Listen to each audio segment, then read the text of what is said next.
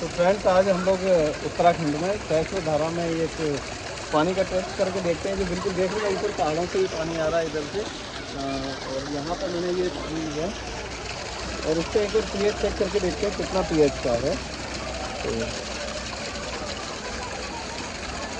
वाह ग्रेट, ये देखते हैं हम। ये एल्कलाइन वाटर है बिल्कुल लगभग 8.5 pH के करीब, 8.5 से 9 के बीच का। अब इसी साथ में मैं देखता हूँ जो हम लोग कैंगन वाटर, ये एनर्जिक का कैंगन वाटर है, इसका पीएच क्या है।